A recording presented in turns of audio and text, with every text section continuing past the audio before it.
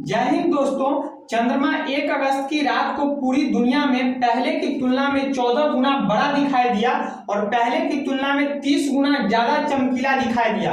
और फिर से इस महीना यानी अगस्त में 30 तारीख को चंद्रमा पहले की तुलना में ज्यादा बड़ा दिखाई देगा और ज्यादा चमकीला दिखाई देगा। इस घटना को सुपर मून कहा जाता है। तो आज की क्लास में हम लोग समझेंगे कि ऐसा क्यों हुआ कि चंद्रमा 1 अगस्त की रात को पहले की तुलना में बड़ा दिखाई दिया, या फिर से 30 अगस्त को चंद्रमा पहले की तुलना में ज्यादा बड़ा दिखाई देगा। इस सब चीजों को आज की क्लास में हम लोग समझने का प्रयास करेंगे। आप लोग मेरे साथ क्लास में बने रहिएगा। देखिए, चंद्रमा जो हमारी पृथ्वी का एकमात्र ऐसा उपग्रह है जो पृथ्वी के चारों ओर चक्कर लगाती है। चंद्रमा ही एकमात्र ऐसा उपग्रह है जो पृथ्वी के चारों ओर चक्कर लगाती है। इस चंद्रमा और पृथ्वी के बीच की औसतन दूरी जो है 3,84,400 किलोमीटर है। 3,84,400 किलोमीटर है। चंद्रमा और पृथ्वी के बीच की औसतन दूरी कितनी है?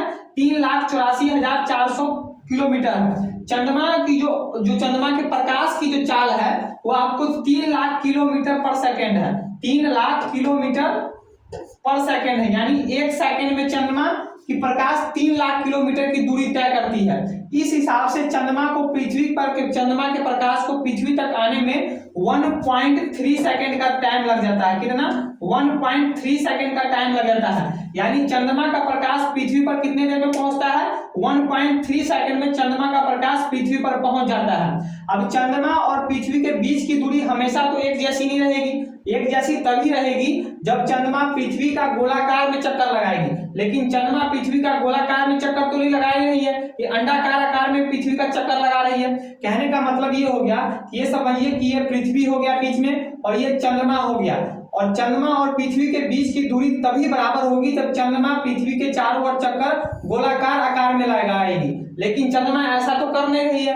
चंद्रमा जो है अंडाकार आकार में चक्कर लगा रही है। इसलिए चंद्रमा और पृथ्वी के बीच की दूरी हमेशा एक समान ही रहेगी। इसलिए मैंने आपको बोला कि चंद्रमा और पृथ्वी के बीच की दूरी औसतन दूरी 3,84,400 किलोमीटर है। यानी मान के चलिए चंद्रमा यहाँ पर है तो इसके बीच की दूरी कुछ और हो गई। फिर चंद्रमा चक्कर लगाएगी तो यहाँ पर आएगी। फिर चंद्रमा और पृथ्वी के बीच की दूरी यहाँ पर कुछ और हो जाएगी।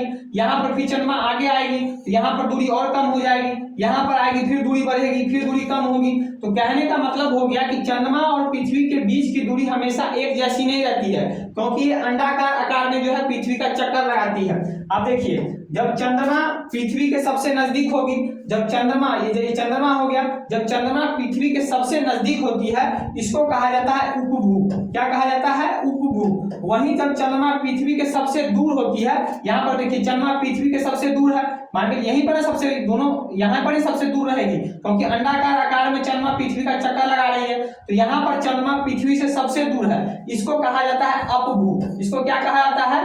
अपभू। अब आप लोग खुद समझ सकते हैं कि जब चंद्रमा पृथ्वी के सबसे नजदीक रहेगी तो चंद्रमा कैसा दिखाई देगा? पृथ्वी से चंद्रमा कैसा दिखाई देगा? चंद्रमा जो है आकार में बड़ा दिखाई देगा, चमकीला ज्यादा दिखाई देगा। क्यों दिखाई देगा?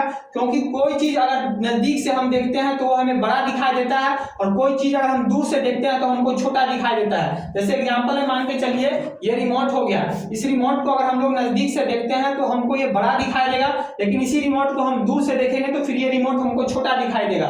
यही होता है यहाँ पर चंद्रमा के साथ। जब चंद्रमा पृथ्वी के सबसे नजदीक होती है तो चंद्रमा हमको देखने में बड़ा लगता है, वहीं चंद्रमा जब पृथ्वी के सबसे दूर होती है तो चंद्रमा हमको देखने में छोटा लगता है। तो यही हुआ 1 अगस्त की रात को। 1 अगस्त की रात को चंद्रमा पृथ्वी के सबसे नजदीक थी, जिस कारण चंद्रमा का आकार पहले से जो है 14 गुना ज्यादा बड़ा दिखाई दिया हमको, और 30 गुना ज्यादा जो हमको चमकीला दिखाई देगा।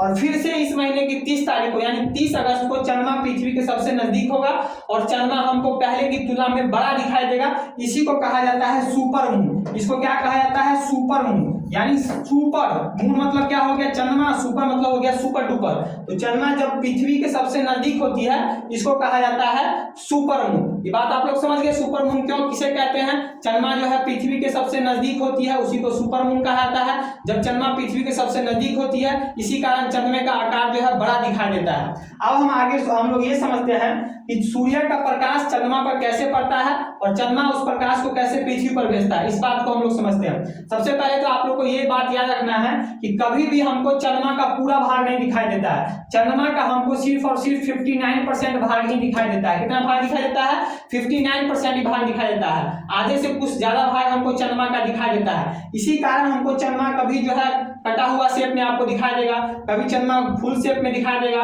कभी चंद्रमा आपको कटोरे के आकार में दिखाई देगा। क्यों दिखाई देगा? क्योंकि चंद्रमा का हमको जो है 59% भाग ही दिखाई देता है और चंद्रमा पृथ्वी के चारों ओर जो है चक्कर लगाती है। अब हम लोग समझते हैं कि सूर्य का प्रकाश पृथ्वी तक पहुंचता, चंद्रमा सूर्य के प्रकाश को चंद्रमा पृथ्वी तक भेजता कैसे है। देखिए ये चंद्रमा हो गया, इसको पृथ्वी समझिए, ये पृथ्वी हो गया। अब ये समझिए चंद्रमा है, जब सूर्य का प्रकाश इस चंद्रमा पर पड़ रहा है और हम लोग यहाँ पृथ्वी पर है, तो जब हम पृथ्वी से चंद्रमा को देखेंगे तो हमको तो पता है कि चंद्रमा का हम लोग सिर्फ 59% ही भाग ही देख सकते हैं। तो ऊपर तो प्रकाश पड़ रहा है, चंद्रमा सूर्य का प्रकाश चंद्रमा के ऊपर तो पड़ रहा है लेकिन नीचे नहीं पड़ रहा है, तो हमको कैसा दिखाई देगा? हमको कुछ दिखाई ही नहीं देगा, चंद्रमा का कुछ भाग नहीं दिखाई देगा, क्योंकि नीचे से पूरा हमको क्या दिखाई देगा? ब्लैक दिखाई देगा, क्योंकि रोशनी कहाँ पड़ रहा है? ऊपर पड़ रहा है और हम लोग चंद्रमा का पूरा भाग देख ही नहीं सकते हैं। हम लोग 59% ही भाग इसका देख सकते हैं, इसलिए हमको चंद्रमा कैसा दिखाई देगा? हमको देखने में ऐसा पूरा जो है चंद्रमा जो है काला काला दिखाई देगा। क्या दिखाई देगा? चंद्रमा पूरा हमको जो है काला काला दिखाई देगा। इसी को कहा जाता है अमावस्या। इसको क्या कहा जाता है? अमावस्या। आपने अमावस्या के बारे में सुना होगा कि अमावस्या की रात में आ जाना, चांदनी अमावस्या की रात में जो है जादू तो ना करेंगे, ये आप लोग सुनते होंगे। तो इसी को कहा जाता है अमावस्या।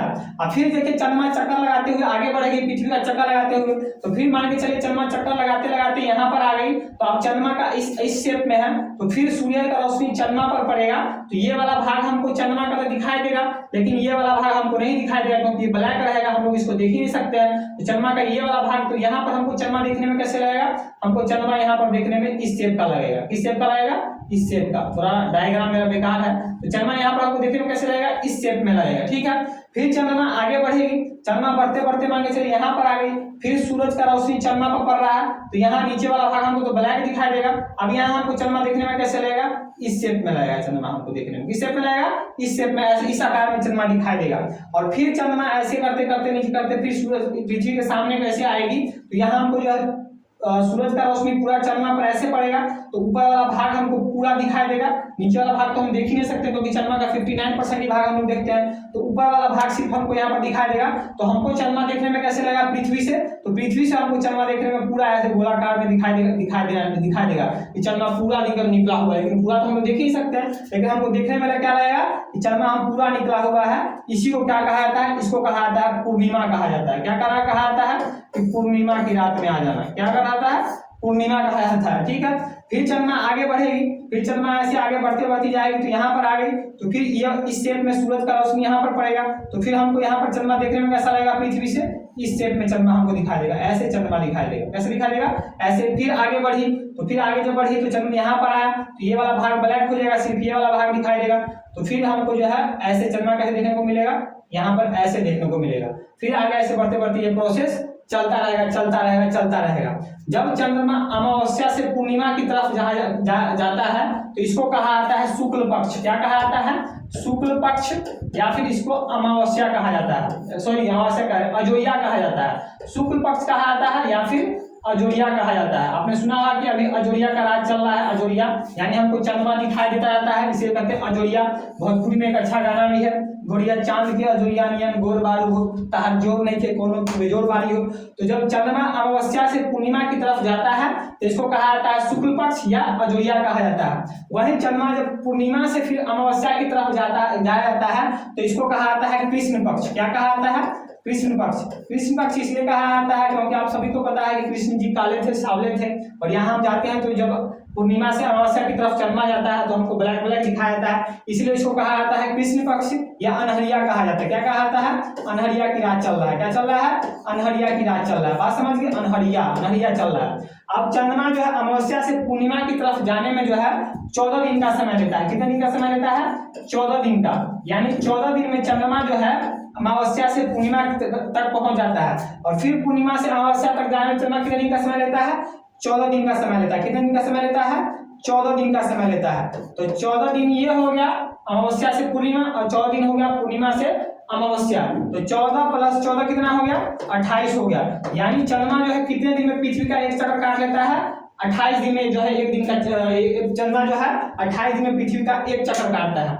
और कभी कभी आप लोग देखते होंगे कि किसी महीने में 2 पूर्णिमा पड़ जाता है, सुने होंगे ना कौन 2 पूर्णिमा पड़ जाता है। तो 2 पूर्णिमा कैसे पड़ जाता है, क्योंकि हम लोग तो ग्रेगोरियन कैलेंडर को फॉलो करते हैं। मान लीजिए कोई पूर्णिमा जो है ग्रेगोरियन कैलेंडर के 2 तारीख को पड़ा, 2 तारीख को पूर्णिमा होगा, और लेकिन चंद्रमा का दिन कितने दिन का होता है, मात्र 28 दिन का होता है। तो ग्रेगोरियन कैलेंडर मान के चले 30 का महीना है, तो 2 तारीख को पड़ा पूर्णिमा, फिर 28 दिन अगर जोड़ते हैं तो फिर 30 तारीख को दूसरा पूर्णिमा हो जाएगा।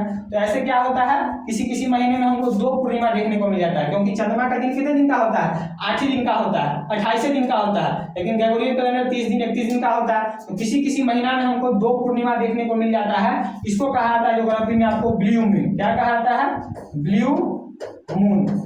ब्लू मून किसे कहा जाता है, जिस महीने में चंद्रमा पूर्णिमा 2 बार हमको दिखाई देता है उसको कहा जाता है ब्लू मून। तो आई होप आज आप लोग समझ गए होंगे कि सुपर मून किसे कहा जाता है, चंद्रमा का आकार 1 अगस्त को बड़ा क्यों दिखाई दिया, या फिर 30 अगस्त को फिर से बड़ा क्यों दिखाई देगा, ब्लू मून किसे कहते हैं, महीना में 2 पूर्णिमा क्यों पड़ता है, ये सब मैंने आपको अच्छे से समझा दिया। अगर आप लोग को वीडियो अच्छा लगा होगा तो इस वीडियो को ज्यादा से ज्यादा अपने दोस्तों के साथ शेयर कीजिएगा। मेरे चैनल शुभम दीपक को सब्सक्राइब कीजिएगा। आज के लिए इतना ही, मिलते हैं नेक्स्ट वीडियो में नए टॉपिक के साथ, तब तक के लिए जय।